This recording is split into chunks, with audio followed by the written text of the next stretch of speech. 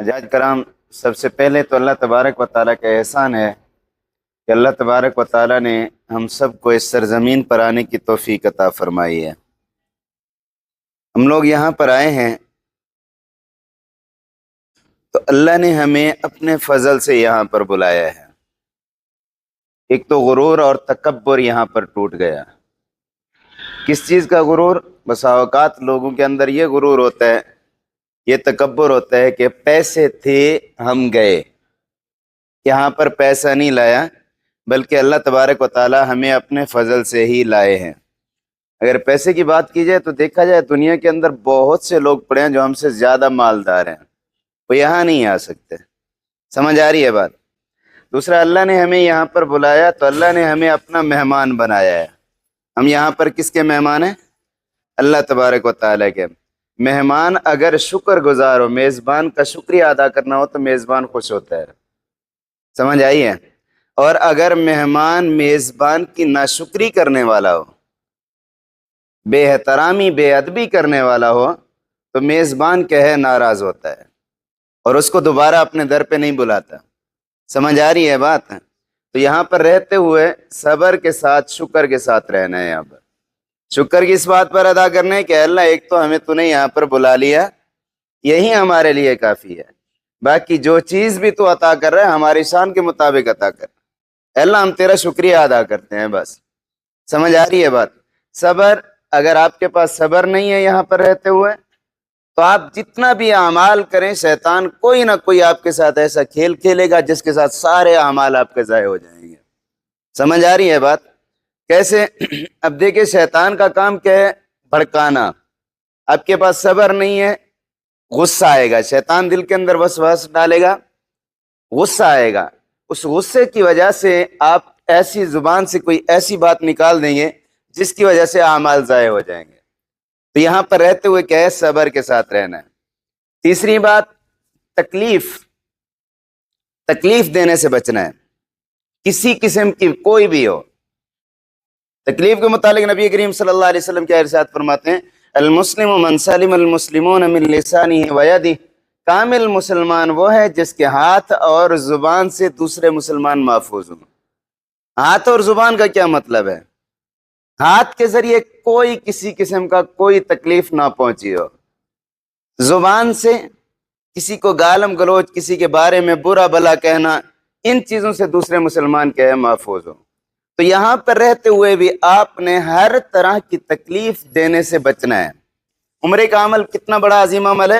نبی کریم صلی اللہ علیہ وسلم ارشاد فرماتے ہیں کہ جب بندہ عمرہ کرتا ہے اللہ تبارک و تعالیٰ اس کے تمام گناہوں کو معاف فرما دیتے ہیں۔ کتنا بڑا عظیم عمل ہے۔ اور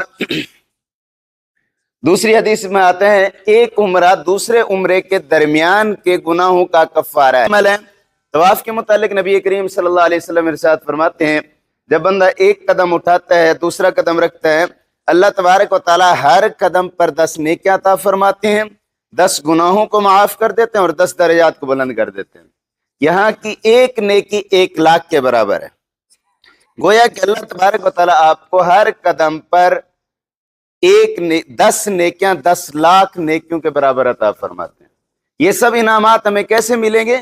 جب ہمارا سب کچھ اللہ کی طرف متوجہ ہوگا، ہمارا دل کہیں چل رہا ہو، دماغ کہیں چل رہا ہو، زبان کہیں چل رہی ہو، بس جسے بیت اللہ کے ارد گرد گھوم رہا ہو تو ایسی عبادت اللہ کے یہاں قابل قبول نہیں ہے۔ سمجھ آ رہی ہے بات؟ سب کچھ اللہ کی طرف متوجہ ہوگا تو یہ انعامات ہمیں حاصل ہوں گے۔ میرے ساتھ میں رہیں گے۔ یہاں پر گائیڈ بھیجنے کا کیا مقصد ہوتا ہے؟ آپ لوگ نئے ہیں، فرسٹ بار ہیں، پہلی بار ہیں، آپ کو کسی چیز کا علم نہیں ہے، کسی چیز کا پتہ نہیں ہے، راستے معلوم نہیں ہے آپ کو، وہاں پر صفا مروہ معلوم نہیں ہے، طواف کہاں سے سٹارٹ کرنا ہے، کیسے سٹارٹ کرنا ہے، یہ آپ کو کچھ بھی معلوم نہیں ہے۔ سمجھ آ رہی ہے بات؟ آپ کے ساتھ گائیڈ بھیجا جاتا ہے تاکہ آپ کی ہر طرح کی رہنمائی کرے، آپ کو کسی میرے سے آگے پیچھے نہیں جانا۔ سمجھ آئی بات؟ ابھی میں عمرے کا طریقہ بیان کرتا ہوں، توجہ سے سنیے گا۔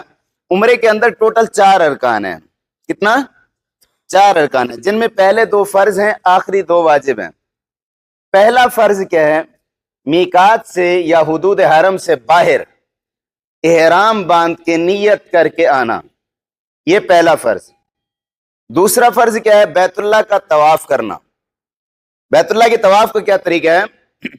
بھی یہاں سے ہم جائیں گے، دعا کریں گے، وہاں پر انشاءاللہ سب بتاتے رہیں گے ساتھ میں. تو بیت اللہ کے طواف میں ایک تو استباء کرنا یہ سنت ہے. مرد استباء کس کو بولتے ہیں؟ پر گرین لائٹ، لیفٹ ہینڈ پر بیت اللہ کے کونے میں کیا ہے؟ حجر اسود ہے.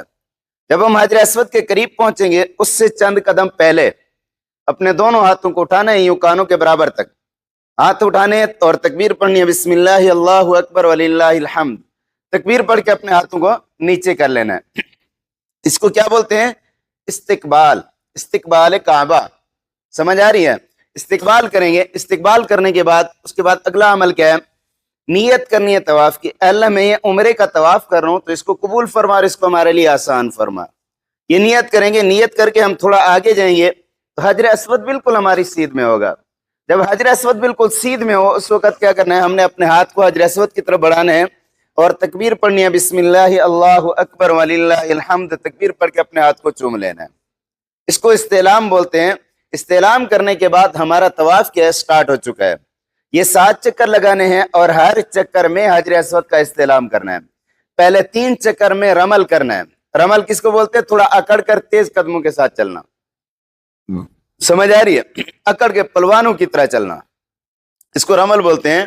لیکن آج کل رش کی وجہ سے وہاں پر نہیں کر سکتے. اور دوسرا یہ کہ اگر ہم رمل کرنے لگتے ہیں تو دوسرے لوگوں کو تکلیف ہوتی ہے، دھکا لگے گا دوسرے لوگوں کو، تو تکلیف دینا حرام ہے. سمجھ آ رہی ہے بات؟ اور جب ہمارے 7 چکر مکمل ہو جائیں گے اس کے بعد اگلا عمل کیا ہے؟ اب ہم نے 2 رکعت نفل ادا کرنی ہے. طواف کی نفل مقام ابراہیم کے سامنے ادا کرنا یہ کیا ہے؟ مسنون ہے. طواف کی نفل مقام ابراہیم کے سامنے ادا کرنا مسنون ہے، سنت ہے. سمجھ آ رہی ہے؟ لیکن رش کی وجہ سے وہاں پر جگہ نہیں ملتی تو کیا کرنا ہے؟ ایسی جگہ پر کھڑے ہو کر نفل ادا کریں گے جہاں پر سارے ساتھی اکٹھے کھڑے ہو کر نفل ادا کر سکتے ہیں. وہاں پر رک کر ہم نے 2 رکعت نماز نفل ادا کرنی ہے. اس کی نیت کیا ہے؟ 2 رکعت نماز نفل واجب الطواف ہیں تو نفل، لیکن طواف کرنے کی وجہ سے ہم پر واجب ہو چکے ہیں. جب بھی ہم طواف کریں گے، چاہے ہم طواف وداع کرتے ہیں، طواف زیارت کرتے ہیں، کوئی بھی طواف کرتے ہیں، طواف بدل کرتے ہیں، اس کے بعد یہ 2 رکعت نفل پڑھنا یہ ہم پر واجب ہے. سمجھ آ رہی بات؟ 2 رکعت نفل ادا کریں گے. اس کے بعد اگلا عمل کیا ہے؟ اب ہم نے زمزم پینا ہے. زمزم پینے کا سنت طریقہ آپ کو معلوم ہوگا. کھڑے ہو کر پینا، کعبہ کی طرف دیکھ کر پینا، دائیں ہاتھ سے پینا، بسم اللہ پڑھ کے پینا اور 3 سانس میں پینا. یہ سنت طریقہ ہے. زمزم پئیں گے. زمزم پینے کے بعد اگلا عمل کیا ہے؟ پہلا واجب عمرے کے اندر پہلا واجب وہ کیا ہے؟ صفا اور مروہ کے درمیان صحیح کرنا. عمرے کا تیسرا رکن اور پہلا واجب. پہلے 2 فرض ہیں نا، تیسرا واجب ہے یہ صفا مروہ کے درمیان صحیح کرنا. صحیح کہاں سے سٹارٹ؟ تو پھر صفا سے مروہ جائیں گے 3. اس طرح ہم نے اپنے 7 چکر مکمل کرنے ہیں. جب ہمارے 7 چکر مکمل ہو جائیں گے اس کے بعد آخری اور واجب عمل جو ہے وہ کیا ہے؟ سر کے بال کٹانا. مرد حضرات یہاں آ کر بال کٹائیں گے. اپنے ہوٹل کے سامنے ہی دکان موجود ہے، یہاں پر آ کر بال کٹائیں گے. لیڈیز حضرات کوشش کریں گے اپنے روم میں پردے میں بیٹھ کر اپنے بال کاٹنے. بال کاٹنے کے بعد آپ کو عمرہ مکمل ہو چکا ہے، احرام کی پابندیاں آپ پر ختم ہو چکی ہیں. اب خوشبو لگانا چاہتے ہیں، نہانا چاہتے ہیں، کپڑے چینج کرنا چاہتے ہیں تو کر سکتے ہیں. سمجھ میں آئی بات؟ کوئی بات پوچھنی ہو کسی نے؟ کوئی بات سمجھ نہ آئی ہو؟ سٹارٹ ہوگا صفا سے اور آخری چکر کمپلیٹ کہاں پر ہوگا؟ مروہ پر. کچھ آتا ہے پڑھتے رہیں، آج میرے ساتھ چلتے رہنا، میں پڑھاتا رہوں گا.